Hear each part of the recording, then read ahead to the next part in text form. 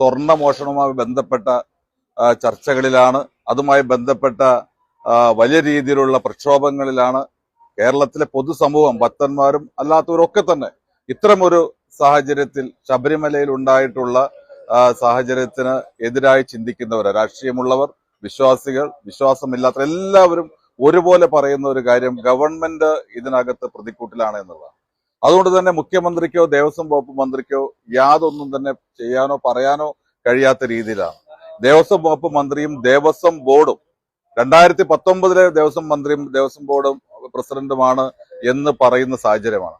അങ്ങനെ കേരളത്തിലെ ഈ ഗവൺമെന്റ് ശബരിമല പോലെയുള്ള ഒരു ക്ഷേത്രത്തിൽ നടന്ന സ്വർണ്ണ മോഷണത്തിന്റെ പേരിൽ പ്രതിക്കൂട്ടിൽ നിൽക്കുമ്പോൾ അതിൽ നിന്ന് ശ്രദ്ധ തിരിച്ചുവിടുന്നതിന് വേണ്ടി വളരെ ആസൂത്രിതമായിട്ടാണ് കേരള പോലീസ് ഉണ്ടാക്കിയിട്ടുള്ള സ്ക്രിപ്റ്റിന്റെ ഭാഗമായിട്ടാണ് കേരളത്തിലെ ഏറ്റവും അറിയപ്പെടുന്ന ഒരു പാർലമെന്റ് അംഗത്തെ, ഒരു ഏറ്റവും യുവജന നേതാവിന്, ഒരു പോപ്പുലർ ആയിട്ടുള്ള യുവജന നേതാവിനെ ഈ രീതിയിൽ തല്ലിച്ചതച്ചത് എന്നുള്ള കാര്യത്തിൽ സംശയമില്ല.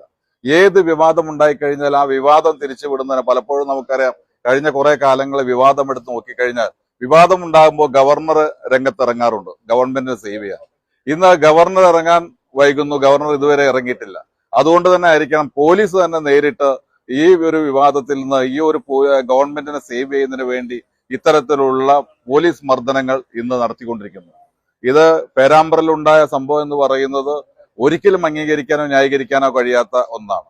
ഷാഫി പറമ്പിൽ MP ആണ് എന്ന് അറിഞ്ഞിട്ടാണ് ഈ രീതിയിലുള്ള ശക്തമായ മർദ്ദനം അദ്ദേഹത്തിന് നേരെ അഴിച്ചുവിട്ടത് എന്നുള്ളത് വളരെ ഗൗരവതരമായി കാണേണ്ട ഒന്നാണ്. അതുകൊണ്ട് തന്നെ അതിന് ഉത്തരവാദികളായിട്ടുള്ള ഉദ്യോഗസ്ഥന്മാരെ സസ്പെൻഡ് ചെയ്യുക എന്നുള്ളത് അത്യാവശ്യമായ കാര്യമാണ്. കാരണം ഈ രീതിയിൽ പോലീസിനെ അഴിച്ചുവിടാൻ പാടില്ല.